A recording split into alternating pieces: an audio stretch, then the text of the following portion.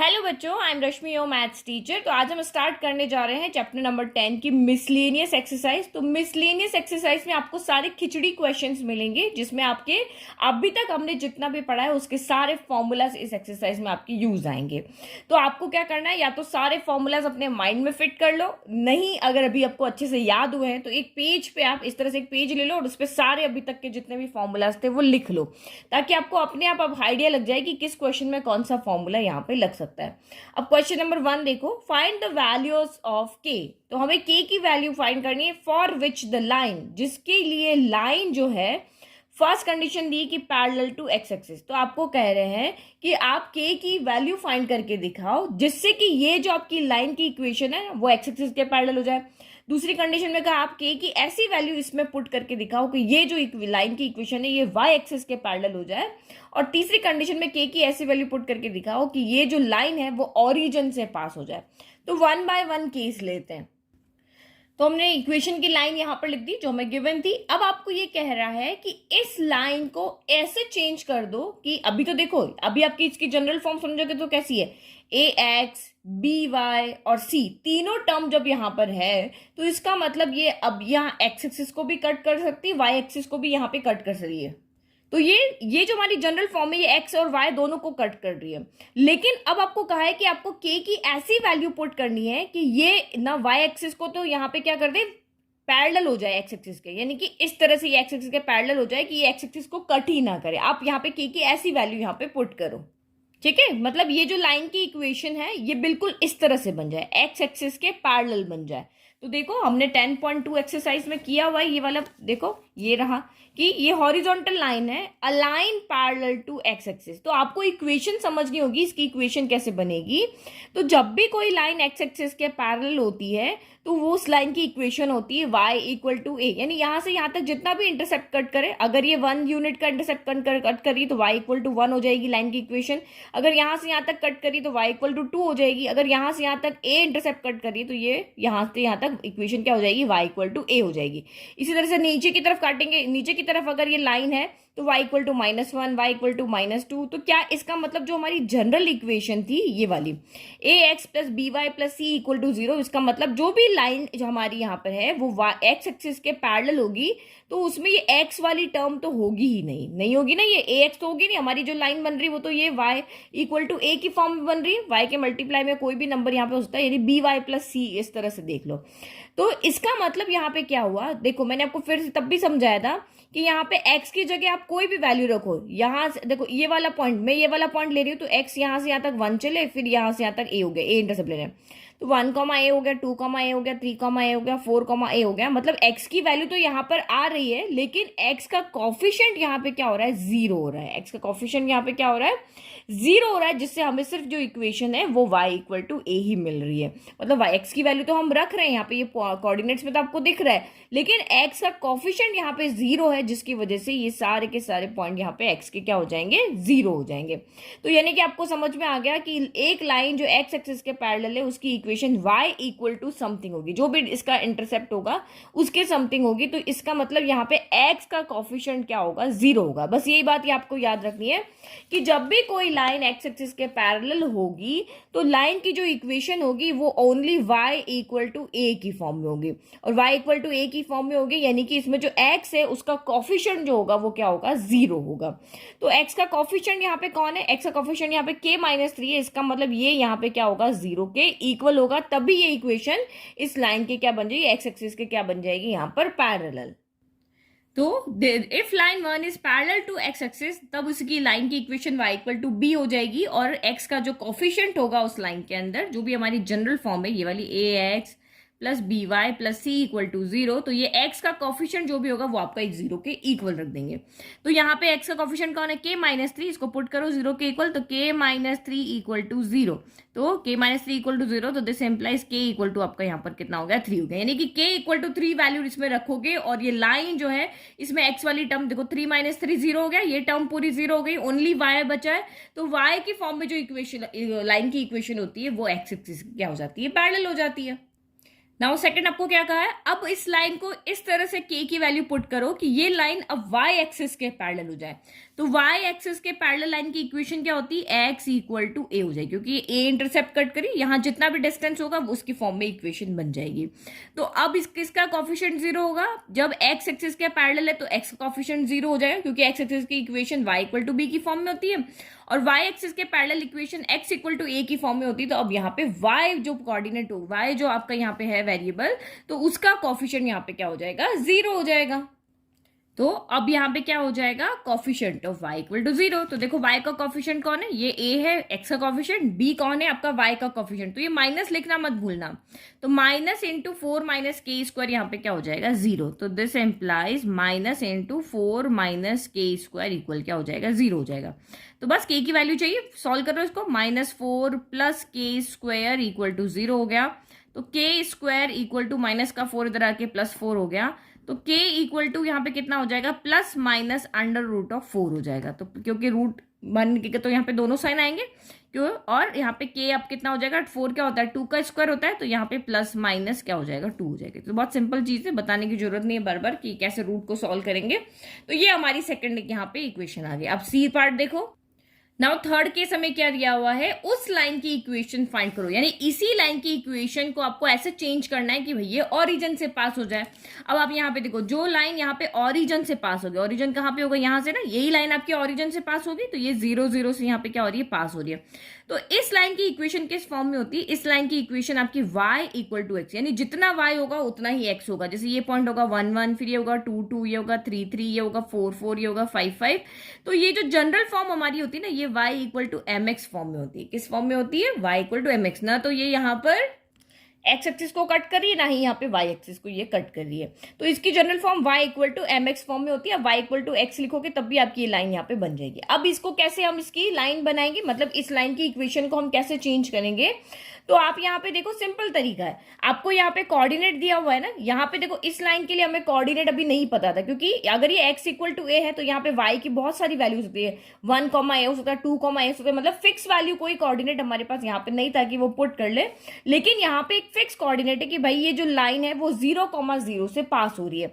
अब ये लाइन अगर 0 0 से पास हो रही है तो इसको सेटिस्फाई करेगी, मतलब अगर आपने x की जगह 0 रखो, y की जगह 0 रखो, तो लेफ्ट इक्वल टू आपका यहाँ पर राइट होगा, क्योंकि ये पॉइंट इस लाइन के ऊपर है।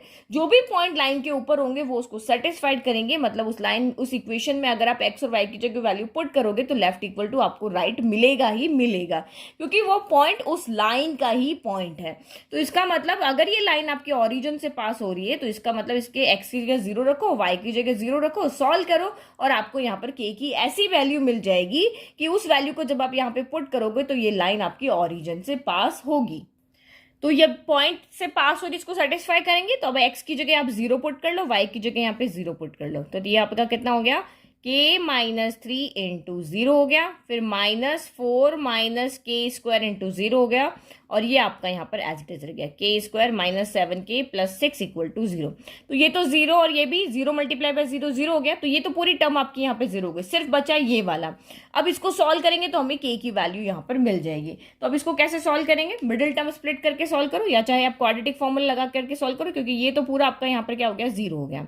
तो मिडिल टर्म स्प्लिट करते तो दो नंबर हमें ऐसे चाहिए कि जिनका प्रोडक्ट करने पर के स्क्वायर का कॉफिशिएंट क्या 1 है, तो 6 इंटू 1 6 आ जाए, और जिनको यहाँ पे प्लस है ना, तो उन दोनों नंबर को प्लस करने पर आपका b यानी कि यहाँ पर 7 आ जाए। तो बहुत सिंपल दिख रहा है, 6 1 जा 6 होता है, 6 इंटू 1 आपका 6 होता है, और 6 प्लस 1 आपका यहाँ पर 7 होता है। तो बस अब इसकी जगह वैल्यू पुट कर लेते हैं और इसको सॉल्व कर लेते हैं। तो ये हम इसको सॉल्व कर रहे हैं अब, के स्क्वायर माइनस 7k, ठीक है। तो अब यहाँ पे मैंने 7 की जगह पे क्या रख दिया, 6 प्लस 1 रख दिया। बस अब इसको सॉल्व करना, मिडिल टर्म स्प्लिटिंग तो आप सबको अच्छी तरीके से आता ही है। माइनस प्लस माइनस का 6k हो गया, माइनस प्लस माइनस का k इंटू 1k हो गया, और प्लस का 6 इक्वल टू 0 हो गया। अब आप यहाँ पे फर्स्ट टू लास्ट टू में से कॉमन ले लो, तो इन दोनों में से तो k कॉमन आ रहा है, तो k बाहर ले लिया, अंदर क्या बचा, यहाँ से k बचा, और यहाँ से माइनस का 6 बचा। अब यहाँ पे जो भी साइन होता है वो बाहर आता है, इन दोनों में से कुछ कॉमन नहीं तो 1 कॉमन ले लिया। नेगेटिव साइन बाहर है तो अंदर के साइन चेंज हो जाएंगे, नेगेटिव k प्लस हो जाएगा, और प्लस का k माइनस का 6 हो जाएगा, प्लस का 6 माइनस का 6 हो गया। अब दोनों ब्रैकेट जो हमारे सेम है उनको एक बार लिख दो, जो कॉमन लिए थे उनको मिला करके एक साथ लिख दो। तो when k minus 6 equal to 0 है, तो this implies k equal to आपका 6 है। और व्हेन आपका k माइनस 1 इक्वल टू 0, तो this implies k equal to आपका यहाँ पर 1 है। तो यहां से हमें जब k की वैल्यू 6 रखोगे या k की वैल्यू 1 रखेंगे, k की वैल्यू 6 रखने पर भी ये लाइन ओरिजिन से पास होगी, k की वैल्यू 1 रखने पर भी ये लाइन आपके ओरिजिन से पास होगी, k इक्वल टू 3 रखने पर ये लाइन x एक्सिस के पैरेलल हो जाएगी, k इक्वल टू आप यहाँ पे +2 रखो या -2 रखो, ये लाइन आपकी क्या हो जाएगी, y एक्सिस के पैरेलल हो जाएगी। तो ये हमारा छोटा सा कंसेप्ट था जिसको आपको यहाँ पर क्या करना है, याद रखना है। तो ये सारी हमारी क्या हो गई, वैल्यू। तो अब आपका ये 1 मार्क में क्वेश्चन आए तो आप इजीली सॉल्व कर लो कि भाई ये आपकी लाइन की इक्वेशन है, इसको आप एक्स एक्सिस के पैरेलल बना के बताओ तो एक्स का कोफिशिएंट 0 कर देना, वाई एक्सिस के पैरेलल बनाओ तो वाई का कोफिशिएंट 0 कर देना। ओरिजिन से अगर पास हो रही है तो एक्स की जगह 0, वाई की जगह 0 पुट करना और इसको सॉल्व कर लेना और आपका यहाँ पे क्या हो जाएगा, आंसर आ जाएगा। हो गया सिंपल ना। तो वो उस वाले कंसेप्ट को से देखो हमने ये वाला क्वेश्चन किया। नाउ नेक्स्ट क्वेश्चन देखो। तो क्वेश्चन नंबर 2 देखो यहां पर, find the values of theta and P if the equation x cos theta plus y sin theta equal to p is the normal form of the line root 3x plus y plus 2 equal to 0। तो आपको यहाँ पे क्या कहा है, देखो ये simple question है, इसको इन्होंने क्या कर दिया, थोड़ा सा ट्विस्ट कर दिया, घुमा के पूछ लिया है, तो सिंपल क्वेश्चन भी आपका यहाँ पर टफ बन गया। आपको यहाँ पे सिर्फ क्या कहा है कि ये जो इक्वेशन है इसकी नॉर्मल फॉर्म ऐसी होती है, ये आपकी लाइन की इक्वेशन है, आपको कहना है कि भाई इसकी नॉर्मल फॉर्म ऐसी होती है, तो आप थीटा और पी फाइंड करके दिखाओ। तो नॉर्मल फॉर्म का मतलब यहां पे क्या होता है कि अगर आप भूल गए हो ना तो मैं आपको थोड़ा समझा देती हूँ। ये हमारी एक्सिस होती है, ये आपकी लाइन होगी, जैसे कि ये हमारी लाइन है, यहां पर भी ए वाली आपकी लाइन है, अगर आप उसका फिगर बनाओगे तब भी इस तरह से लाइन बनेगी। तो पी यहां पर क्या होता है, ओरिजिन से इस पे जो आप परपेंडिकुलर ड्रॉ करते हो उसको, length of perpendicular from origin to the line, वो हमारा पी होता है। और चाहे ओमेगा कहो चाहे थीटा कहो, वो क्या होता है आपका एक्स एक्सिस के साथ इस लाइन का जो पॉजिटिव डायरेक्शन में जो एंगल बन रहा है उसको हम यहाँ पे क्या कहते हैं, ओमेगा। इसको थीटा भी कह सकते हो। Angle which normal makes with the positive direction of x axis, उसको हम यहाँ पे क्या कहते हैं, ओमेगा कहते हैं। तो हमें ये पी चाहिए और ये हमें ओमेगा चाहिए, किसका, इस लाइन का। तो ये लाइन हमारे पास ये रही, और ये नॉर्मल फॉर्म जो दी है आपको इसलिए कंफ्यूज किया क्योंकि आपको स्टैंडर्ड फॉर्म में दे दी। जो नॉर्मल फॉर्म होती है ये स्टैंडर्ड फॉर्म है ना, ये एक्चुअल में हमारा फॉर्मूला ही तो है। ये देखो X cos omega plus Y sine omega equal to P, omega की जगह इन्होंने क्या कर दिया, थीटा कर दिया। तो देखो अगर आपको सीधा सीधा क्वेश्चन पूछते जैसे कि आपको 10.3 एक्सरसाइज में दिया हुआ था तो आप कंफ्यूज ही नहीं होते। ये देखो, reduce the following equation into normal form, आपको कहा भाई इस इक्वेशन को नॉर्मल फॉर्म में चेंज करो, find their perpendicular distance from the origin. तो परपेंडिकुलर डिस्टेंस फ्रॉम ओरिजिन कौन है, पी है, और angle between perpendicular and the positive X axis, तो वो कौन है, हमारा एंगल ओमेगा होता है। तो यही क्वेश्चन आपको सिंपल पूछा तो आपको समझ में आ रहा ना कि भाई इस इक्वेशन को नॉर्मल फॉर्म में चेंज करना है, उसके बाद हमें इसका पी लिखना है और फिर उसके बाद हमें ओमेगा लिखना है। तो ये क्वेश्चन भी ऐसा ही है, इस इक्वेशन को नॉर्मल फॉर्म में चेंज करके, और क्योंकि नॉर्मल फॉर्म जो होती है हमारी इसी तरीके से होती है तो हम लास्ट में इसी से कंपेयर करते हैं। देखो मैं एक सॉल्यूशन दिखाती हूँ। ये देखो, ये जब हमने इसको, ये हमारी इक्वेशन थी, 10.3 का वही क्वेश्चन है, ये इक्वेशन दी हुई थी, इसको हमने नॉर्मल फॉर्म में चेंज किया तो ये हमारी इस तरह से सॉल्व होके आ गए। अब इसको आप यहाँ पे जो आपकी एक्चुअल में जो नॉर्मल फॉर्म की इक्वेशन होती है वो क्या होती है, X cos omega plus Y sine omega equal to P. इन दोनों को कंपेयर करते हो तो यहाँ पे ओमेगा की जगह कौन है, 120 है, तो आपका ओमेगा 120 हो गया। और यहाँ पे जो लेंथ है पी की जगह कौन है, वो 4 है, तो पी हमारा 4 हो गया। तो हम यही तो करते हैं। अब आपको ये नॉर्मल फॉर्म में चेंज करने के स्टेप्स तो याद है ना, क्योंकि ये बहुत इंपॉर्टेंट क्वेश्चन है और इस चैप्टर में से एक क्वेश्चन तो ये नॉर्मल फॉर्म वाला आएगा ही आएगा। तो स्टेप नंबर 1 हमारी यहाँ पे क्या होती है, under root of A square plus B square find करके लेकर के आना। फिर सेकंड स्टेप होती है हमारा पी जो है वो राइट साइड में प्लस बनाना है, ठीक है, क्योंकि सबके साथ में यहाँ पे क्या होता है, प्लस माइनस होता है, तो कंफ्यूजन होता है कि हम किसको पॉजिटिव ले किसको नेगेटिव ले। तो ये जो पी अगर आप पॉजिटिव रख लोगे तो आपका ये कंफ्यूजन ही यहाँ पे क्लियर हो जाएगा। तो ये हमने यहाँ पे पॉजिटिव कर लिया, उसके बाद हमने under root of A square plus B square से डिवाइड किया। फिर ये जो वैल्यू थी उसको कॉस थीटा साइन थीटा में चेंज कर देना होता है, लेकिन दोनों पॉजिटिव होने चाहिए। तो ये नेगेटिव आ रहा है, ये पॉजिटिव आ रहा है, तो आपको कुछ ऐसा करना है कि भाई ये दोनों पॉजिटिव हो जाए, और जो काम एक एंगल के साथ करेंगे वो दोनों के साथ करेंगे, क्योंकि ओमेगा यहाँ पर दोनों सेम होना चाहिए। तो ये सारा तामझाम करके और हम इक्वेशन को नॉर्मल फॉर्म में चेंज करते हैं। तो चलो यहाँ पर भी कर देते हैं इस पर। ठीक है, तो ये हमने वैसा ही फिगर बना लिया, ये हमारा पी और ये थीटा, ये हमें यहाँ पे फाइंड करना है। तो ये हमारी इक्वेशन हो गई, इसकी नॉर्मल फॉर्म हमें यहाँ पर दी हुई थी, जो कि हमारा एक्चुअल में फॉर्मूला ही होता है, तो हम इसी से इसको कंपेयर करेंगे। नाउ इक्वेशन फर्स्ट की हम नॉर्मल फॉर्म यहाँ पे निकालते हैं। तो नॉर्मल फॉर्म निकालने के लिए देखो, पी यहाँ पर पॉजिटिव होना चाहिए, तो 2 को अगर मैं इधर भेज दूंगी तो ये क्या हो जाएगा, आपका नेगेटिव हो जाएगा। तो मैं 2 को ना भेज के इन दोनों को इधर भेज देती हूँ, तो मेरा यहाँ पे पी क्या रहेगा, पॉजिटिव रहेगा। तो √3x उधर गया तो नेगेटिव हो गया, और y भी उधर गया तो ये आपका नेगेटिव हो गया। तो अब आप यहाँ पे कंफ्यूज हो जाओगे, इधर का उधर लिख दिया तो ये दोनों आपस में इक्वल है ना। अब चाहे लेफ्ट में लिखो चाहे राइट में लिखो, कोई फर्क नहीं पड़ता। तो माइनस का √3x इधर कर दिया, माइनस का y इधर कर दिया, 2 इधर लिख दिया, कोई फर्क नहीं पड़ रहा ना, इक्वल है। अब लेफ्ट को राइट में लिखो या राइट को लेफ्ट में लिखो, एक ही बात है ना, इससे कंफ्यूज मत हो जाना। इसे समझने के लिए मैं यहाँ पे लिखा है, ताकि आप इसे कंपेयर कर सको कि p की जगह अब कौन आ गया, 2 आ गया। अब यहाँ y की जगह y है, x की जगह x है। अब मुझे सिर्फ यहाँ के एंगल को cos थीटा sin थीटा की फॉर्म में लिखना है। तो ये स्टेप नंबर 1 हो गई p को पॉजिटिव बनाने की। नाउ स्टेप नंबर आपकी यहाँ पर 2 क्या होती है, √a² + b² बनाना। तो यहाँ पे हम नाउ फाइंडिंग, तो सेकंड स्टेप हमारी करने जा रहे हैं, √a² + b² से डिवाइड करना है। तो यहाँ पे देखो आपका a कौन है, तो a जनरल इक्वेशन से कंपेयर करो, ax + by + c से। तो x का कॉफिशिएंट a होता है, तो ये माइनस का √3 है। y का कॉफिशिएंट आपका b होता है, तो ये आपका माइनस का यहाँ पर क्या है, 1 है। वैल्यू पुट करो और सॉल्व करो, तो ये हो गया माइनस के √3 का स्क्वायर प्लस b², तो माइनस के 1 का स्क्वायर, तो इक्वल टू माइनस का स्क्वायर प्लस होता है और √3 का स्क्वायर क्या हो जाएगा, 3 हो जाएगा। फिर आपका प्लस माइनस का स्क्वायर प्लस और 1 का स्क्वायर हो गया 1, तो √3 + 1 हो गया 4, यानी कि यहां से आपकी वैल्यू क्या आएगी, ओनली यहां पर हम क्या लिखेंगे, 2। √a² + b² आपका यहां पर कितना आ गया, 2 आ गया। √4 आपका यहाँ पे क्या हो जाएगा, 2 आ जाएगा। नाउ अब इस 2 से हम इस इक्वेशन नंबर 3 को लेफ्ट और राइट में डिवाइड करेंगे। ओके, तो now dividing equation 3/2 both side में हमने डिवाइड कर दिया। अब जो हमारी इक्वेशन है उसमें x अलग है, y अलग है, दो अलग अलग टर्म है ना, बट यहाँ पे तो अभी एक ही टर्म दिख रही है, तो हम 2 को अलग अलग लिख लेते हैं, क्योंकि हमें तो cos थीटा sin थीटा निकाल के लेकर के आना है। तो ये √3/2 के साथ में x अलग कर दिया। फिर हमारी जो इक्वेशन है उसके बीच में क्या होता है, यहाँ पर प्लस होता है ना, तो हमें यहाँ पे क्या बनाना है, प्लस बनाना है।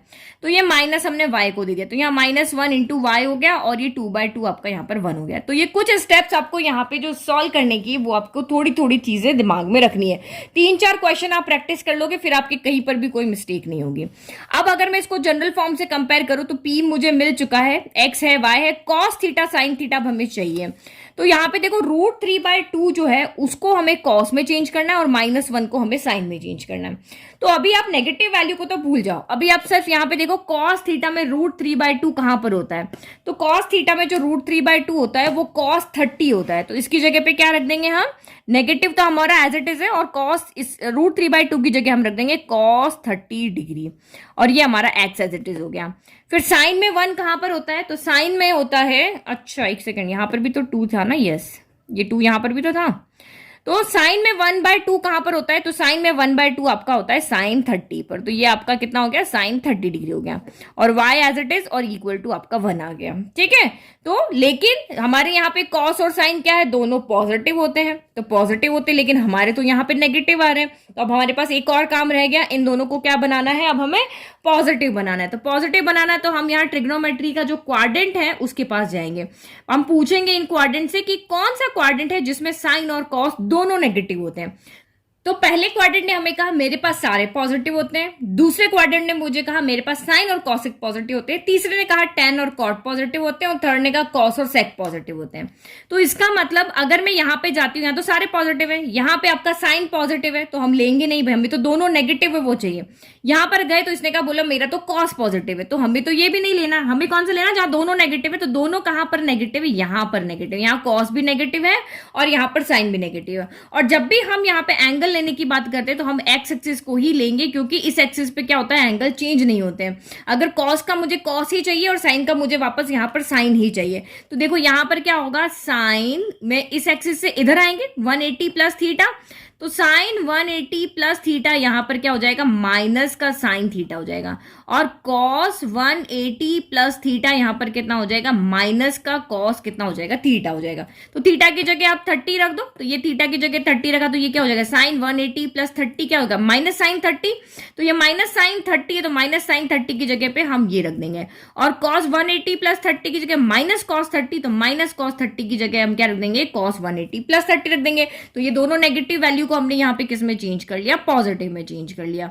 तो माइनस कॉस 30 की जगह क्या रखेंगे, कॉस 180 प्लस 30, तो ये हो गया कॉस 180 डिग्री प्लस आपका यहाँ पे 30 डिग्री हो गया। तो क्योंकि cos 180 प्लस थीटा क्या होता है, माइनस कॉस थीटा होता है, तो दोनों इक्वल है ना, इक्वल है तो इसको इस भाई को ना लेकर के इसके लेंगे, दोनों ट्विन्स है, इस वाले को ना लेकर के इस वाले को ले जाएंगे, पता थोड़ी ना चलेगा भाई दोनों ट्विन्स है।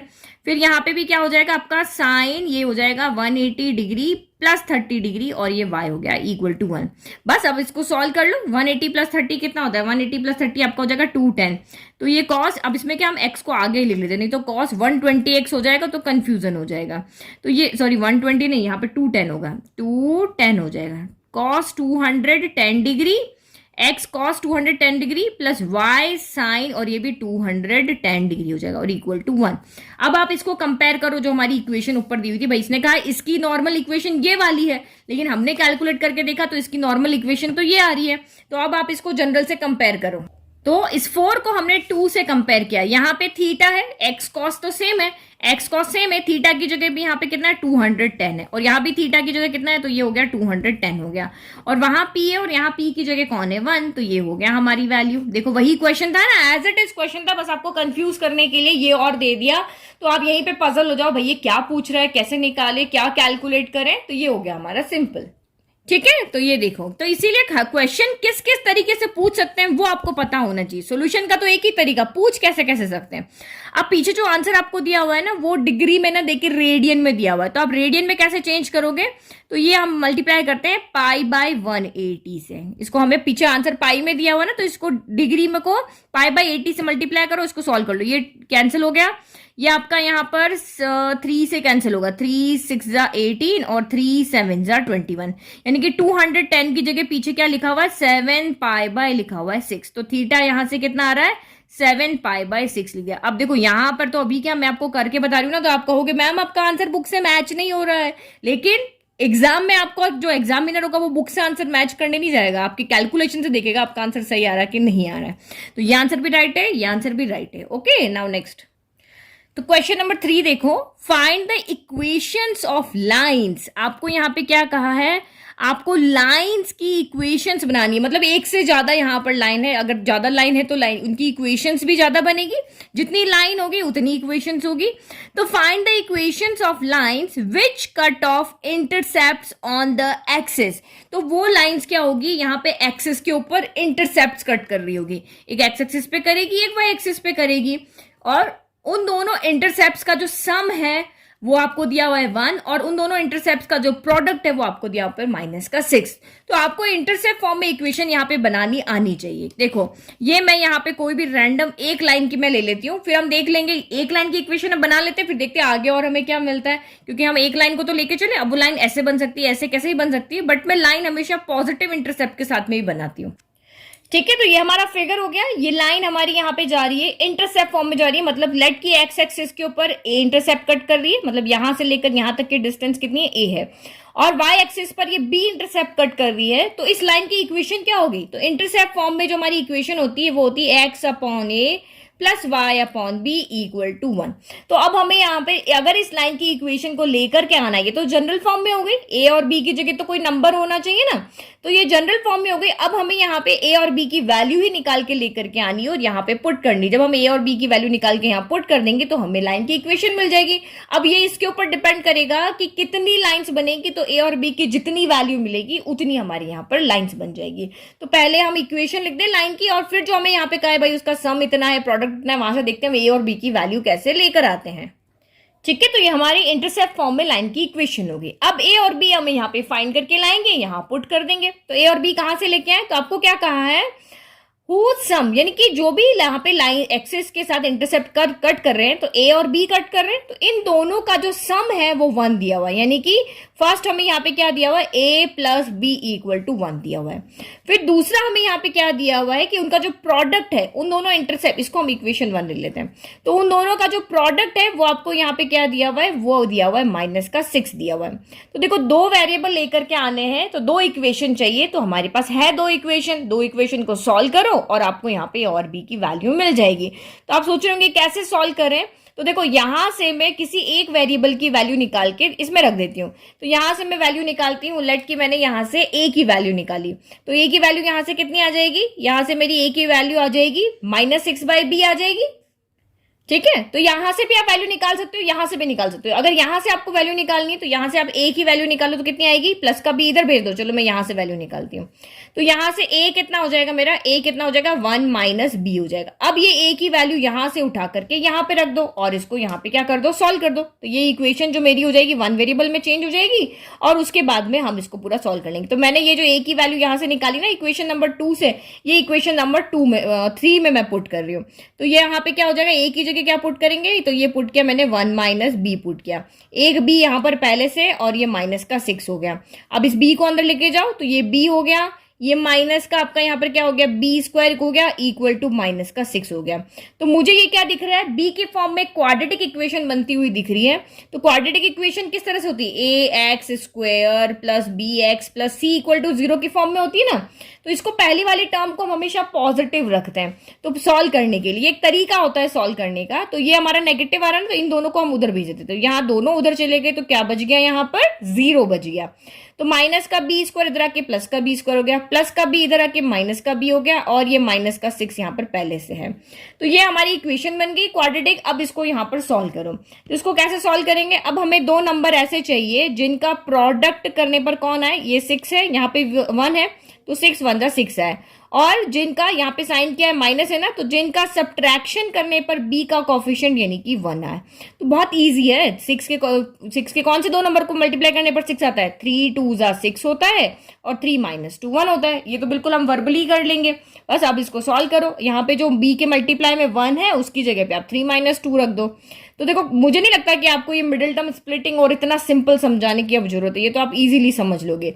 और जिसको नहीं आता है वो क्लास 10th में क्वाड्रेटिक इक्वेशन जहां पे हम कर रहे हैं उसका इंट्रोडक्शन जा करके देखना।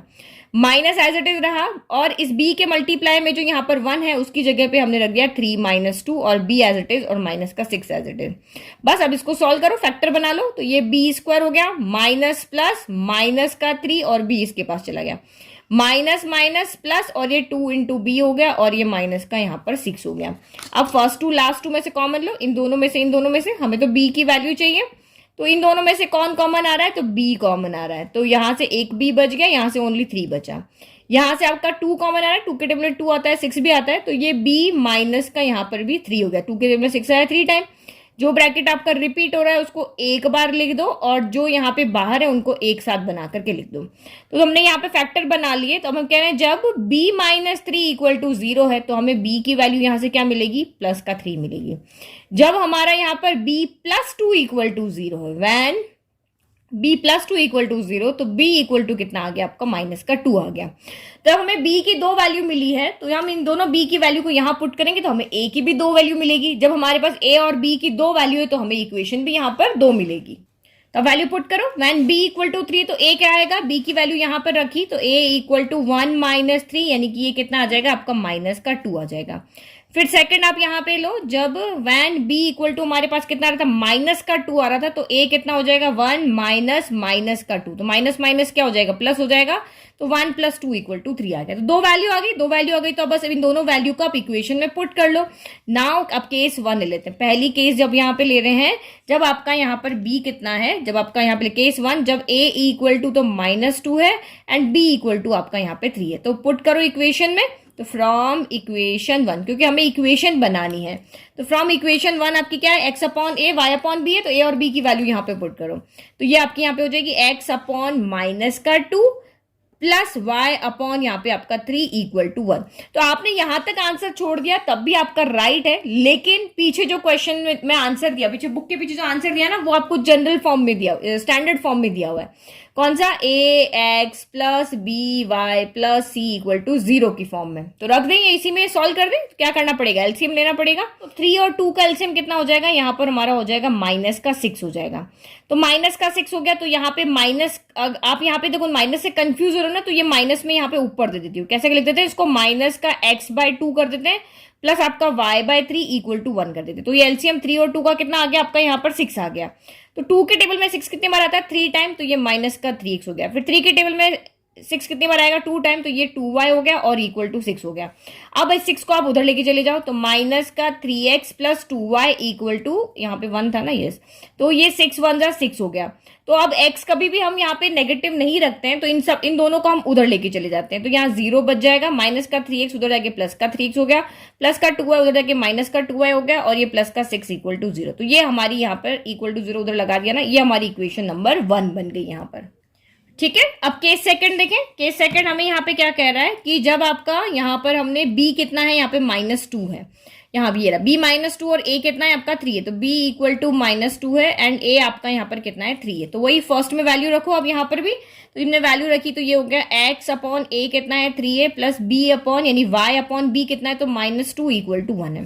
तो अगेन हम यहाँ पे क्या करते थे, ये नेगेटिव ऊपर दे देते ताकि कंफ्यूजन ना रहे। x अपॉन 3 प्लस यहाँ पे, या फिर सीधा यहाँ पे कर दो प्लस माइनस क्या कर दो, यहाँ पे बीच में आ गया minus y upon 2 equal to 1। अब आप एलसीएम ले लो, साइन को हमेशा पहले सॉल्व कर लिया करो। तो 3 2 6 एलसीएम आएगा, 3 के टेबल में 6 आया 2 टाइम, तो ये 2x हो गया। 2 के टेबल में 6 आया आपका 3 टाइम, तो ये 3y हो गया इक्वल टू 1 हो गया। तो ये 2x minus 3y equal to 6 1 6 हो गया। तो अब तो कोई प्रॉब्लम ही नहीं है, बस 6 को उधर लेके चले जाए। तो 2x माइनस 3y माइनस का 6 इक्वल टू 0, ये हमारी दूसरी इक्वेशन बन गई है लाइन की। 2 इक्वेशन बनी ना यहाँ पे, तभी तो उन्होंने कहा equations and lines, 2 word use किया। Find the equations of lines, मतलब कि यहाँ पर आप यहाँ पे देखो, जो आपका इंटरसेप्ट पहला वाला है ना, वो a-2 है, यानी कि a-2 यानी इधर है, वो लाइन आपकी a-2 b3 है। तो a-2 कहाँ मिलेगा आपको? यहाँ मिलेगा। तो a-2 b3, तो वो इंटरसेप्ट ऐसे जाएगा।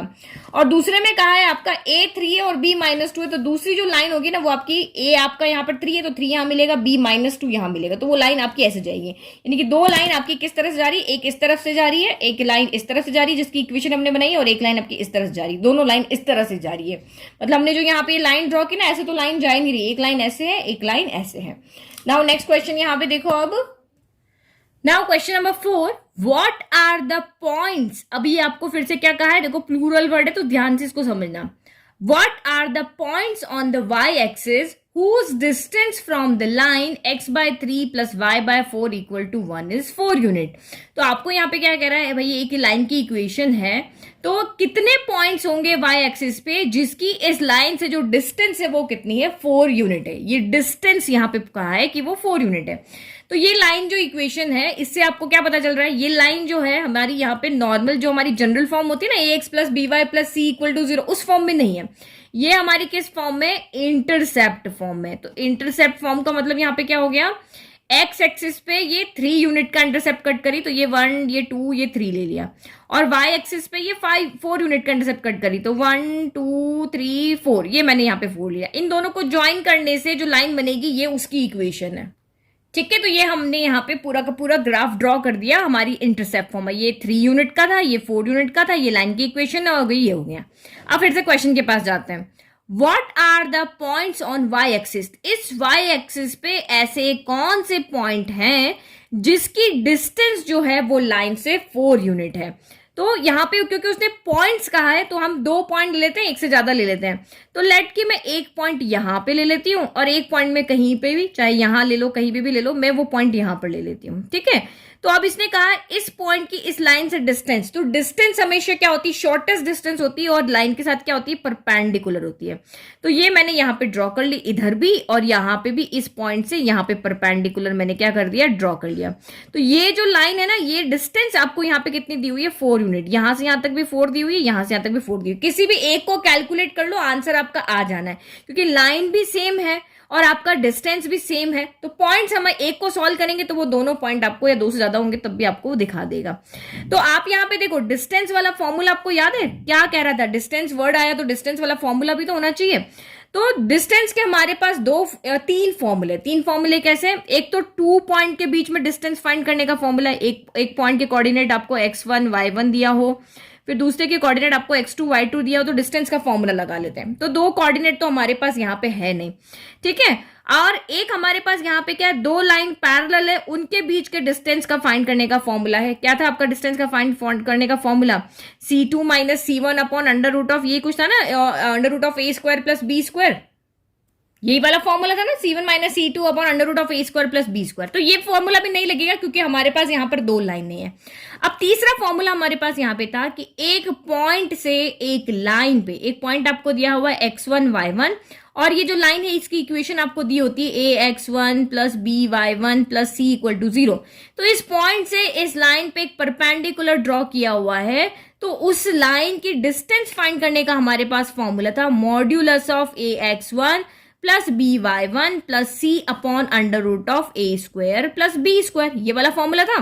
तो हमारे पास एक पॉइंट है, एक लाइन है और ये पर परपेंडिकुलर भी है, तो यहां पे हम ये वाला फॉर्मूला लगा सकते हैं जिससे कि हम यहां पे इस पॉइंट को फाइंड कर सके। देखो आपको डिस्टेंस फाइंड करने के लिए कहा है तब भी यही फॉर्मूला लगाओ, आपको यहाँ पे कोई पॉइंट फाइंड करने के लिए तब भी यही फॉर्मूला लगाओ, और लाइन के अंदर कोई कौन यहाँ पे, क्योंकि जो भी चीज इस लाइन के अंदर आपको ए बी कोई भी एक वेरिएबल है, देखो ये इसे फाइंड कर सकते हैं हम, ए फाइंड कर सकते हैं, बी फाइंड कर सकते हैं, x1 y1 फाइंड कर सकते हैं, अगर हमें बाकी सारी चीजें यहाँ पर गिवन हो तो यहाँ पे हमें डी दिया हुआ है, ये हमें दिया हुआ है 4 दिया हुआ है, लाइन की इक्वेशन हमें दी हुई है ये वाली, इसको हम जनरल फॉर्म में हम चेंज कर सकते हैं, एलसीएम लेंगे जनरल फॉर्म में चेंज हो जाएगी। अब x1 y1 कौन है, तो x1 y1 आप यहाँ पे इजीली लिख सकते हो। इस y एक्सिस पे पॉइंट्स क्या होते हैं, y एक्सिस पे जो पॉइंट्स होते हैं वो हमारा x कोऑर्डिनेट तो क्या होता है 0 होता है, और यहां से यहां तक की डिस्टेंस हम कोई भी ले लेते हैं, चाहे b ले लो चाहे a ले लो, चाहे ये वाला पॉइंट ले लो चाहे आप ये वाला पॉइंट ले लो, इसके कोऑर्डिनेट क्या होंगे 0, हम यहां से यहां तक की डिस्टेंस अगर यहाँ पे a ले लेते हैं तो ये 0, a हो जाएगा। तो आप किसी भी एक को सॉल्व कर लो, आपको यहाँ पे आंसर मिल जाएगा। तो हमें यहाँ पे x1 y1 भी मिल गया, हमें यहाँ पे इक्वेशन भी मिल गई। तो बस अब हमें फाइंड क्या करना है, एक तो हमारा 0 है, अब चाहे तो b फाइंड करो चाहे आप a फाइंड करो, किसी एक को लेकर के और आप इसको यहाँ पर सॉल्व कर लो। तो मैं यहाँ पर इसको क्या कर देती हूँ, ये वाला पॉइंट में यहाँ पे फाइंड करती हूँ और उसके बाद में देख लेंगे, ठीक है। ए बी तो हमारे इंटरसेप्ट होते हैं, तो इसलिए मैंने इस पॉइंट को 0, k कर दिया। अब सबसे पहले हमें लाइन जो होगी वो जिस लाइन पे ये परपेंडिकुलर ड्रॉ वो जनरल फॉर्म में होनी चाहिए, तो पहले हम इस लाइन को जनरल फॉर्म में लिख लेते हैं। तो 3 और 4 का एलसीएम कितना हो जाएगा 12 हो जाएगा। 3 के टेबल में 12 कितनी बार आता है 4 टाइम आता है, 4 के टेबल में 12 आता है 3 टाइम, तो ऊपर 3 हो गया इक्वल टू 1। तो ये इक्वेशन हमारी यहाँ पर हो गई 4x प्लस 3y, ये 12 उधर जाके 12 इन 1 12 हो जाएगा, प्लस का 12 इधर हम ले आते हैं, हमारी जनरल फॉर्म ये होती है ना ax plus by plus c equal to 0। तो ये इक्वेशन हो गई, लाइन की इक्वेशन हमें मिल गई। डिस्टेंस के लिए हमें लाइन की इक्वेशन चाहिए। अब हमें क्या चाहिए, अब हमें चाहिए पॉइंट, तो पॉइंट भी हमने यहाँ पे निकाल दिया, तो लेट वो भी लिख लेते अब हम, ठीक है। अब इस लाइन की इस पॉइंट से डिस्टेंस हमें कितनी दी हुई है 4 यूनिट दी हुई, तो हमने इसीलिए जो गिवन होता है उसी से हम जो नहीं पता है वो पता करते हैं। तो अब यहाँ पे वैल्यू पुट कर दो, ये हमारा यहाँ पर d है। अब यहाँ क्वेश्चन में से देख लो आपका a कौन है, तो a आपका यहाँ पर 4 है, b कौन है आपका यहाँ पर 3 है, c कौन है माइनस का 12 है, और ये पॉइंट आपके x1 y1 है। बस अब वैल्यू को पुट कर लेते हैं और सॉल्व करते हैं। तो d कितना है आपका 4, मॉड्यूलस ऑफ ax1, तो ये a कितना है आपका 4 और x1 कितना है आपका यहाँ पर 0, तो ये 4 इंटू 0 हो गया। फिर प्लस b कितना है, तो b आपका 3 है, और y1 कितना है, तो y1 आपका यहाँ पर k ले लिया।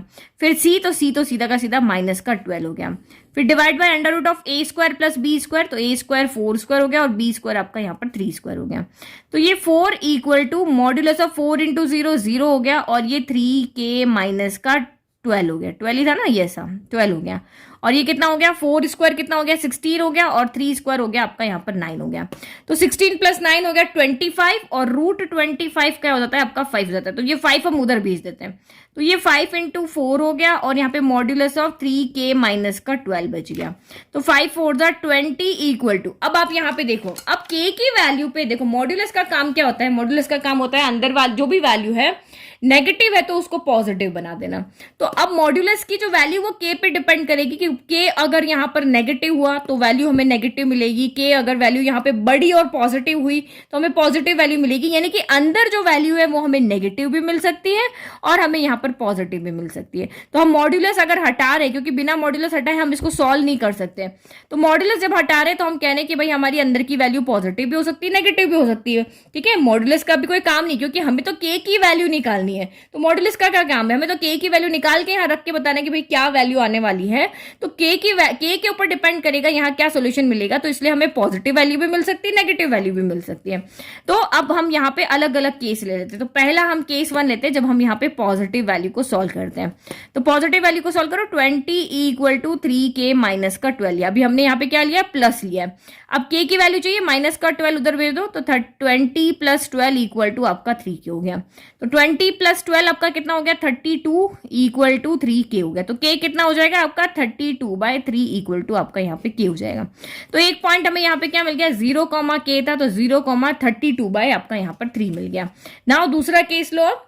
ठीक है, तो केस 2 हमने यहाँ पे ले लिया जब ये यहाँ पे नेगेटिव वैल्यू, तो हमने पहले प्लस था यहाँ पे, अब माइनस कर दिया। अब इसको सॉल्व करो, 20 इक्वल टू माइनस का 3k और माइनस माइनस प्लस का यहाँ पर 12 हो गया। k की वैल्यू हमें चाहिए, तो माइनस के 3k को हम उधर भेज देंगे, तो ये प्लस का 3k हो गया और ये 12 यहाँ पहले से, और माइनस का 20 इधर के प्लस का 20 इधर के माइनस का 20 हो गया। तो 3k इक्वल टू 20 में से 12 गया, 8 बजा, लेकिन साइन नेगेटिव आएगा क्योंकि 20 बड़ा है। और k की वैल्यू कितनी हो गई, माइनस का 8/3 हो गई। तो हमें k की 2 वैल्यू मिली है, तो इसीलिए क्योंकि पॉइंट तो हमारा 0, k था, लेकिन k की हमें 2 वैल्यू मिली है, तो इसका मतलब यहाँ पे 2 पॉइंट मिलेंगे। एक पॉइंट यहाँ मिल जाएगा, एक पॉइंट हमें कहीं और मिल जाएगा। तो वो तो प्लॉट करने में पता चल जाएगा। तो ये तो आपका पॉजिटिव साइड में प्लॉट होगा, और ये जो पॉइंट हमने यहाँ लिया ना, ये कुछ इस तरह से होगा, यहाँ पर नेगेटिव साइड में होगा। तो hence the required points are 0,32/3 और 0,-8/3। ये हो गया हमारा आंसर। तो देखो कितना सिंपल क्वेश्चन था यहाँ पर भी। तो हमेशा दिमाग में एक चीज रखो, जो गिवन है, जो सीधा का सीधा पूछा भाई डिस्टेंस फाइंड करके दिखाओ, तब भी यही फॉर्मूला लगाना है। और आपको कहते कि नहीं ये डिस्टेंस है और आप यहाँ पे ये फाइंड करके दिखाओ, पॉइंट फाइंड करके। तो जो गिवन और नॉन गिवन में जो रिलेशन बनता है, उसी से हमारी जो चीजें होती है वो फाइंड करके आती है। एक तो सीधा फॉर्मूला दिया और आपको कहते कि भाई डी फाइंड करके दिखाओ, तो आपको समझ में आ जाएगा। लेकिन अब यहाँ से कहे नहीं x1 y1 फाइंड करके दिखाओ, डिस्टेंस हमने आपको दे रखी है, तो वही सोचो ना, जो दे रखी है उसी का तो फॉर्मूला लगेगा। x1 y1 फाइंड करने के लिए अलग से फॉर्मूला थोड़ी ना आएगा। तो ये छोटी छोटी चीजें आपको यहाँ पर ध्यान रखनी है। नाउ नेक्स्ट क्वेश्चन देखें। तो question number 5 is find perpendicular distance from the origin to the line joining the points cos theta sin theta and cos phi sin phi. तो आपको यहाँ पे क्या कह रहा है, एक लाइन है जो इस और इस पॉइंट को ज्वाइन करने से बन रही है। तो एक पॉइंट हमारा ये रहा, एक पॉइंट के कोऑर्डिनेट ये रहे, दूसरे पॉइंट के कोऑर्डिनेट ये रहे, इन दोनों को ज्वाइन कर दो और इसके ऊपर आपको यहाँ पे एक परपेंडिकुलर ड्रॉ करना है। लेकिन कहाँ से, ओरिजिन से। तो ओरिजिन से हम इस लाइन के ऊपर जो भी परपेंडिकुलर ड्रॉ करेंगे, हमें उसकी यहाँ पे क्या फाइंड करनी है, तो डिस्टेंस फाइंड करनी है। तो डिस्टेंस फाइंड करने का तो हमारे पास इजीली फॉर्मूला है, तो फॉर्मूले से हम उसको सॉल्व कर लेंगे। ठीक है, तो ये हमने एक्सेस ड्रॉ कर लिया। ये हमारी लाइन है पी क्यू, क्योंकि पी के कोऑर्डिनेट, इस कोऑर्डिनेट को हमने पी नेम कर दिया, इस कोऑर्डिनेट को हमने क्यू नेम कर दिया। तो ये पी कोऑर्डिनेट है, ये क्यू कोऑर्डिनेट है। ओरिजिन से हमने इस पर एक परपेंडिकुलर ड्रॉ कर दिया, ओ आर, जिसको हम यहाँ पे कह रहे हैं, इसके साथ 90 डिग्री का एंगल बना रहा है। और ये जो लेंथ है ओ आर, ये आपकी कितनी है, पी है। तो हमें यहाँ पे क्या फाइंड करके दिखाना है, इसी p की वैल्यू फाइंड करनी। चाहे तो आप p ले लो, चाहे आप इसको d ले लो, कोई भी कर लो। हमें o से r की यहाँ पर क्या लेंथ फाइंड करके दिखानी है। तो अब आपके दिमाग में डिस्टेंस वाला फॉर्मूला इजीली आ गया होगा कि अगर हमें एक लाइन दी होती है और किसी भी पॉइंट से, चाहे वो पॉइंट कहीं पर भी हो इस एक्सिस के अंदर, अगर वो उसके ऊपर 90 डिग्री का एंगल बना रहा है, अगर वो उस पर परपेंडिकुलर है, तो हमारे पास उस डिस्टेंस को फाइंड करने का फॉर्मूला होता है modulus of ax1 plus by1 plus c divide by under root of a square plus b square. तो ये फॉर्मूला हमारे पास होता है। तो आपके पास यहाँ पे क्या है, कोऑर्डिनेट तो है, x1 y1 तो है, ये भी है, ये भी है, इसमें से कोई भी हम x1 y1 ले लेंगे। बट हमारे पास यहाँ लाइन की क्या है, इक्वेशन नहीं है। हमारे पास लाइन के पॉइंट्स दिए हुए हैं लेकिन इस लाइन की इक्वेशन नहीं है। डिस्टेंस फॉर्मूला लगाने का फर्स्ट यहाँ पे रूल यही होता है कि आपके पास उस लाइन की इक्वेशन होनी चाहिए, एक पॉइंट होना चाहिए और एक लाइन की इक्वेशन होनी चाहिए। तो पॉइंट तो हमारे पास में है जहां से हम परपेंडिकुलर ड्रॉ कर रहे हैं और यहाँ ओरिजिन से ड्रॉ कर रहे हैं, तो पॉइंट x1 y1 तो हमारे 0 0 हो गए। लेकिन यहाँ पर हमारे पास जो इस लाइन की इक्वेशन नहीं है, तो ऑब्वियस है हम लाइन की इक्वेशन तो इजीली बना लेंगे। दो पॉइंट दिए हुए, एक पॉइंट P दिया हुआ है, एक पॉइंट हमें Q दिया हुआ है, तो P Q से हम यहाँ पे क्या कर देंगे, 2 पॉइंट से पास होने वाली लाइन की इक्वेशन का फॉर्मूला हमारे पास है y minus y1 equal to y2 minus y1 upon x2 minus x1 into x minus x1। यानी कि जो हमारा मास्टर फॉर्मूला है ना, हम वही लगा रहे हैं, बस यहाँ पे m की वैल्यू हम पुट कर लेते हैं। तो ठीक है, तो पहले हम यहाँ पे p q की क्या फाइंड करते हैं, इक्वेशन फाइंड करते हैं। ठीक है, तो first way to find line, equation of line P Q. तो 2 पॉइंट गिवन है तो 2 पॉइंट से 2 point formula, 2 point given 2 point formula, ये रहा हमारा फॉर्मूला। अब इसमें बस वैल्यू पुट करके सॉल्व करो और हमें पी क्यू की यहाँ पे क्या मिल जाएगी, इक्वेशन मिल जाएगी। फिर हम यहाँ पे डिस्टेंस के फॉर्मूले के पास जाएंगे। तो इसको हम यहाँ पर x1 y1 ले लेते हैं, इसको हम यहाँ पे x2 y2 ले लेते हैं। नाउ वैल्यू पुट करो, तो y माइनस y1 कितना है आपका यहाँ पर, तो y1 है आपका यहाँ पर साइन थीटा, तो ये हो गया y minus sine theta equal to y2 minus y1, तो ये आपका यहाँ पर हो गया साइन फाई माइनस यहाँ पे साइन थीटा हो गया, और नीचे हो जाएगा x2 माइनस x1, तो ये हो गया आपका कॉस फाई माइनस का कॉस थीटा हो गया, और ये x माइनस x1 तो x माइनस का क्या हो गया, कॉस थीटा हो गया। अब ये देखो ये पूरा ट्रिग्नोमेट्री में आ गया है। अब जिसकी जैसी मर्जी है वो इसको यहाँ पे सॉल्व कर सकता है। कोई चाहे कि नहीं मैं डिनोमिनेटर को इधर मल्टीप्लाई करूँ, इसको इधर मल्टीप्लाई करूँ, फिर सॉल्व करूँ, तो वो भी वो कर सकता है। या फिर कोई ये चाहे कि मैं तो यहाँ पे साइन सी माइनस साइन डी का फॉर्मूला बना करके और कॉस सी माइनस कॉस डी का फॉर्मूला लगा के, क्योंकि हमें जो इक्वेशन की लाइन चाहिए वो जनरल फॉर्म में चाहिए। जनरल फॉर्म क्या होती है, A X plus B Y plus C equal to 0 की फॉर्म में होती है, तभी तो हम ये डिस्टेंस वाला फॉर्मूला लगा पाएंगे। तो इस इक्वेशन को आपको जनरल फॉर्म में चेंज करना है, जिसका जैसा दिमाग जिसका वैसा आइडिया, क्योंकि ट्रिग्नोमेट्री में कोई एक चीज नहीं चलती है, आपके पास बहुत सारे फॉर्मूला से जो मर्जी वहां पे आप इसको करके सॉल्व करके और जनरल इक्वेशन में चेंज कर सकते हो। तो मैं तो आपको सबसे शॉर्टेस्ट वाला मेथड है जिसमें ज्यादा लेंदी इक्वेशंस नहीं बनेगी, लेंदी मेथड नहीं होगा, वो मैं मेथड आपको सॉल्व करके दिखा रही हूँ। लेकिन आप फिर बाद में बोलती हूँ मैम ऐसे नहीं कर सकते, वैसे नहीं कर सकते, तो जो जैसा है वैसा कर सकते हो, लेकिन आपकी जो फाइनल आंसर है वो आपका सेम आना चाहिए। ठीक है, इक्वेशन भी आपकी अलग बनेगी लेकिन जो फाइनल आंसर होगा वो आपका सेम आएगा। ठीक है, तो ये मेरी यहाँ पे क्या दो दो टर्म हो रही है ना, तो मैं इसको सॉल्व करूंगी ना, तो सीडी वाला फॉर्मूला लगाने से ये मेरी एक एक टर्म बन जाएगी और ये वाली टर्म यहाँ से क्या हो जाएगी, कैंसिल हो जाएगी। तो कुछ कैंसिल हो रहा है तो बहुत अच्छा है ना, कुछ चीज यहाँ पे काम कम हो जाएगा। तो इसीलिए मैंने आपको कहा कि मैं शॉर्टकट तरीके से सॉल्व कर रही हूँ। तो यहाँ पे साइन सी माइनस साइन डी का फॉर्मूला ये मैंने लिख दिया, यहाँ कॉस सी माइनस कॉस डी का फॉर्मूला ये मैंने यहाँ पे लिख दिया, इसके साथ में माइनस भी आता है, ये ध्यान रखना, फॉर्मूलाज आपको याद होने चाहिए। तो ये हो गया y माइनस साइन थीटा, यहाँ पर एज इट इज हो गया, इक्वल टू c कौन है, फाई है, और d कौन है, थीटा है, तो यहाँ पे लिख दो 2 cos phi plus theta by 2 sine phi minus theta by 2 हो जाएगा। और डिवाइड में क्या हो जाएगा, माइनस, दोनों यहाँ पे क्या आ रहे हैं, साइन आ रहे हैं, तो -2 sine phi plus theta by 2, और ये हो गया आपका sine phi minus theta by 2 हो गया। और यहाँ पे x माइनस का कॉस थीटा आपका एज इट इज रह गया। तो अब देखो sine phi minus theta by 2 यहाँ पर भी है और sine phi minus theta by 2 आपका यहाँ पर भी है, तो ये दोनों कैंसिल हो गए, तो एटलीस्ट हमारी एक टर्म कैंसिल हो गई और थोड़ा सिंपल वे में हो गया। नाउ अब हम यहाँ पे क्या करते हैं, अब हम ऐसे हमेशा जो करते आ रहे वही डिनोमिनेटर को इधर लेके चले जाते हैं, एक टर्म इधर चली जाती है इधर, और ये सॉल्व हो जाते हैं। तो माइनस चाहे तो आप इधर ले जाओ, चाहे यहीं पे रहने दो, जो आपकी मर्जी है। तो मैं इस 2 को उधर लेके चले जाती, यानी 2 साइन, चलो यहाँ पे 2 से 2 भी तो कैंसिल हो रहा है, तो यस ये कैंसिल हो गया। तो मैं यहाँ पे लेके चली जाती हूँ y माइनस साइन थीटा को मैं मल्टीप्लाई कर देती हूँ sine phi plus theta by 2 से, तो यहाँ पे कौन बच गया, माइनस का cos phi plus theta by 2 बच गया, और यहाँ पर x माइनस का कॉस थीटा बच गया। बस अब जनरल इक्वेशन इस फॉर्म में लेकर आनी है, तो इसको ओपन करना पड़ेगा। तो ये हो गया आपका, यहाँ पर पहले y मल्टीप्लाई होगा, तो ये हो गया y sine phi plus theta by 2 हो गया, और फिर ये हो गया माइनस, ये दोनों मल्टीप्लाई हो जाएंगे, प्लस माइनस माइनस, तो ये हो जाएगा आपका sine theta sine phi plus theta by 2 हो गया। और इक्वल में क्या हो जाएगा, ये पहले x से मल्टीप्लाई होगा, तो माइनस का x cos phi plus theta by 2 हो गया, माइनस माइनस यहाँ पे हो जाएगा प्लस, और ये आपका यहाँ पर हो जाएगा cos theta cos phi plus theta bye यहाँ पर हो जाएगा 2। तो अब ये सारी टर्म हमारी इक्वल में 0 होना चाहिए, एक्स वाली टर्म वाई वाली टर्म कांस्टेंट सब साथ में रहने चाहिए। तो ये एक्स यहाँ पे नेगेटिव आ रहा है, तो मैं यहाँ पे क्या करती हूँ, इन दोनों को मैं उधर लेके चली जाती हूँ ताकि मेरा ये एक्स जो है वो पॉजिटिव हो जाए ना, जनरल इक्वेशन बन जाए। तो एक्स जब उधर जाएगा तो ऑर्डर के अकॉर्डिंग अरेंज करें, ए एक्स पहले लिख रहे हैं, फिर बी वाई लिख रहे हैं, फिर सी लिख रहे हैं।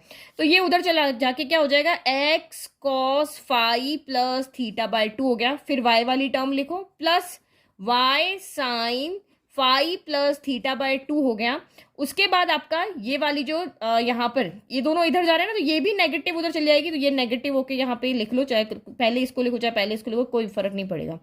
तो cos theta cos phi plus theta by 2 हो गया, और ये नेगेटिव यहाँ पे पहले से ही, तो ये हो गया sign theta sign phi plus theta by 2 हो गया, इक्वल टू आपका यहाँ पे क्या आ गया, 0 हो गया। यानी ए एक्स हो गया, ये बी वाई हो गया, और यानी ये ए है एक्स, ये बी है, ये वाई है, और ये जनरल टर्म है, मतलब सॉरी कांस्टेंट है ये। तो कांस्टेंट तो देखो अभी और सॉल्व हो रही है, कैसे सॉल्व हो रही है देखो, आपके दिमाग में आ रहा है ए बी वाला formula, cos A cos B sign A sine B.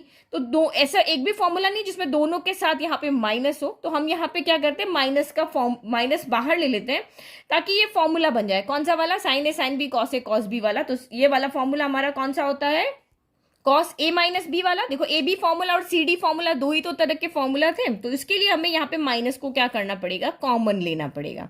तो ये हो गया cos phi plus theta by 2, फिर आपका यहाँ पर हो गया y sine phi plus theta by 2 हो गया। नेगेटिव कॉमन ले लेते हैं, और हमारा जो फॉर्मूला है उसमें साइन पहले नहीं कॉस ही पहले आता है, तो इसी को रहने देते हैं। Cos A cos phi plus theta by 2, और ये हो गया cos A cos B sign A sine B हो गया। तो इसकी जगह हम क्या लिख देंगे, अब इसकी जगह हम लिख देंगे कॉस एक्स माइनस वाई। यही फॉर्मूला होता है ना, कॉस एक्स माइनस वाई का फॉर्मूला क्या होता है, cos A cos B plus sign A sine B. ठीक है, ये मैंने ऊपर लिख दिया फॉर्मूला। तो ये हमें यहाँ पे गिवन है, तो हम ये वाला लिख देंगे, राइट हमें गिवन है, हम लेफ्ट वाला लिख देंगे। तो फिर से लिखो यहाँ पर x cos phi plus theta by 2 plus Y sine phi plus theta by 2 minus, और अब यहाँ पे क्या हो जाएगा, कॉस ए कौन है, तो ये आपका ए है, और ये कौन है, तो ये आपका यहाँ पर बी है। जो कॉस के साथ जो एंगल है वो आपका ए है, और यहाँ पे कॉस का जो एंगल है वो आपका बी है। तो ये आपका कितना हो गया, ए माइनस बी, तो theta minus five plus theta by 2 हो गया। तो अब इसको सॉल्व कर लो, ये तो हम यहाँ पे इजीली सॉल्व कर सकते हैं, यहाँ साइड में इसको हम सॉल्व कर लेते हैं। तो आप यहाँ पे देखो, ये 5 माइनस 5 प्लस थीटा बाय 2, ये डिवाइड में क्या है 1 है, तो इसका आप यहाँ पे क्या करो, एलसीएम ले लो। 2 और 1 का एलसीएम कितना हो गया आपका, 2 हो गया। 1 के टेबल में 2 टाइम आता है, तो ये 2 थीटा हो गया, यहाँ ब्रैकेट बना लो। फिर 2 के टेबल में 2 आता है 1 टाइम, तो ये आपका सेम रहेगा, लेकिन साइन अंदर जाएंगे तो ये दोनों पॉजिटिव है, दोनों नेगेटिव हो जाएंगे। माइनस का 5 हो जाएगा, माइनस का थीटा हो जाएगा, माइनस का थीटा हो जाएगा। तो 2 थीटा में से 1 थीटा गया, तो आपका 1 थीटा ही बचा, तो ये थीटा माइनस 5 बाय आपका यहाँ पे क्या हो गया, 2 हो गया। तो इसको जब हम यहाँ पे सॉल्व कर रहे हैं, तो यहाँ पे हमें मिलेगा थीटा माइनस 5 बाय 2। तो ये हमने फाइनल लिख दिया, इसकी जगह पे ये हमने सॉल्व किया वो रख दिया। ठीक है, तो आपको भी ऐसे ही करना है, साइड में सॉल्व करके देख लो, क्योंकि एग्जामिनर को ये नहीं देखना कि आपको माइनस प्लस करना आता है कि नहीं। सिंपल सॉल्व करके आप यहाँ पे लिख दो, and this is the required equation of line P Q, A X plus B Y minus C, यहाँ पे यानी सी कौन है, माइनस का cos theta minus 5 by 2 equal to 0 है। तो हमने क्वेश्चन में पहले ही कहा था कि भाई हमें डिस्टेंस का फॉर्मूला अगर चाहिए, हमें यहाँ पे ये पी की वैल्यू अगर चाहिए, तो आपको यहाँ पे क्या करना पड़ेगा, इस लाइन की इक्वेशन लानी पड़ेगी। भाई इक्वेशन तो हम लेकर आ गए, अब आप यहाँ पे डिस्टेंस का फॉर्मूला लगा लो और डिस्टेंस को फाइंड कर लो। Now distance of O R from origin is given by this formula. Equation of line हमारी ये रही, और अब यहाँ पे ये हमारा पॉइंट, इस पॉइंट से हमें डिस्टेंस चाहिए थी ना, ये देखो इस पॉइंट से इस लाइन की डिस्टेंस चाहिए थी, तो लाइन की इक्वेशन हम लेकर के आ चुके हैं, फॉर्मूला भी हमने लिख दिया। अब यहाँ से देख लो ए कौन है, तो ए आपका यहाँ पर है कॉस 5 प्लस थीटा बाय 2। फिर आपका बी यहाँ पर कौन है, तो ये आपका बी है साइन 5 प्लस थीटा बाय 2। फिर आपका यहाँ पे सी कौन है, सी है आपका यहाँ पर माइनस का कॉस थीटा माइनस 5 बाय 2। और ये आपके पॉइंट है x1 और y1, यानी कि यहाँ से x1 कौन है 0 और y1 कौन है यहाँ पर 0।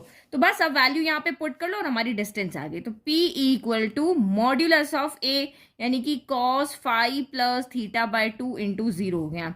फिर आपका नेक्स्ट हो गया by1, तो ये आपका b कितना है sine phi plus theta by 2 into y1 कितना है आपका यहाँ पे 0। फिर c तो आप एज इट इज रख लो, माइनस का cos थीटा माइनस 5/2 और ये मॉड्यूलस हो गया अंडर रूट ऑफ आपका यहाँ पर क्या होगा a square plus b square. तो इसका a कौन है ये रहा, तो cos square 5 plus theta by 2, फिर प्लस आपका यहाँ पर हो गया sine square 5 plus theta by 2। तो देखो ये तो दोनों जीरो हो गए, न्यूमरेटर में आपका सिर्फ क्या बचा मॉड्यूलस, ये जीरो से मल्टीप्लाई होकर जीरो, ये भी जीरो से मल्टीप्लाई होकर जीरो हो गया। तो zero plus zero minus this, तो आपका यही बचेगा माइनस का cos थीटा माइनस 5/2 बचा। न्यूमरेटर में तो हमारा यही बचा और डिनोमिनेटर में कौन बचा, तो ये आपकी यहाँ पे क्या बन रही है, एक आइडेंटिटी बन रही है। कौन सी identity, sine square theta plus cos square theta equal to 1 होता है। अब ऐड जब करते हो ना तो ऑर्डर मैटर नहीं करता, किसको पहले लिख लो, 2 + 3 भी 5 होगा और 5 + 3 सॉरी 3 + 2 भी आपका यहाँ पर 5 ही होगा।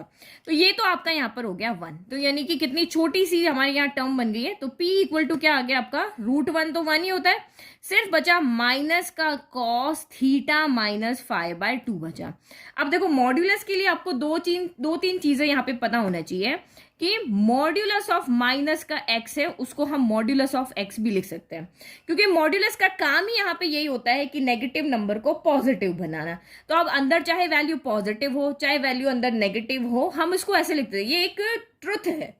जैसे एक और हम यहाँ पे देखो under root of x square जो यहाँ पर होगा वो क्या होगा मॉड्यूलस ऑफ एक्स, क्योंकि किसी अंदर कोई भी नंबर है, अगर आप किसी भी नंबर का स्क्वायर कर रहे हो तो हमेशा वैल्यू यहाँ से क्या मिलेगी, पॉजिटिव मिलेगी। पॉजिटिव मिलेगी तो मॉड्यूलस एक्स भी पॉजिटिव देता है। तो ये 2-3 चीज हम यहाँ पे ऐसे लिख सकते हैं, क्योंकि हमें अपना आंसर पीछे जो दिया हुआ उससे मैच करना है। तो इसका मतलब हम इसको ऐसे लिख सकते हैं, तो आप इसको modulus of cos theta minus 5/2 भी लिख सकते हो। और यही हमारी क्या आई है, डिस्टेंस आई है। किसकी डिस्टेंस, ऑरिजिन से उस लाइन की डिस्टेंस ही आई है, modulus of cos theta minus 5/2 आई है। तो ये हो गया हमारा क्वेश्चन सॉल्व, और ये बहुत इंपॉर्टेंट क्वेश्चन है क्योंकि इसमें ट्रिग्नोमेट्री भी यहाँ पे आपकी इंक्लूड हो रही है और ये भी। तो ये देखो सॉल्यूशन हमारा थोड़ा टफ हो गया, लेंदी हो गया, टफ भी नहीं लेंदी हो गया, क्योंकि हमारे पॉइंट्स ही ट्रिग्नोमेट्री के फॉर्म में थे, तो ट्रिग्नोमेट्री के फॉर्मूला तो वैसे ही लेंदी हो जाते हैं। बाकी अदरवाइज हमने कुछ नहीं किया, हमने दोनों पॉइंट से एक लाइन बनाई और फिर हमने सिर्फ यहाँ पे एक डिस्टेंस का फॉर्मूला लगा दिया, बस वो साइन कॉस थे तो हमें सॉल्व करने में इतना लेंदी यहाँ पे लग गया। तो आप अच्छे से इसको प्रैक्टिस करो। अगर आपके दिमाग में दूसरा मैथड आता है कि नहीं मैं सीधा से इसको मल्टीप्लाई करूँ, यहाँ पे मल्टीप्लाई करके करूँ, तो वो भी मैथड आप करो, जो भी मैथड आपके माइंड में आता है उससे ट्राई जरूर करो, ये नहीं कि आप मेरा ही मैथड यहाँ पे कॉपी करो। ठीक है, चलो आपको अगर वीडियो पसंद आ रहे हैं तो आप चैनल को लाइक शेयर सब्सक्राइब करना ना भूलें। Thank you.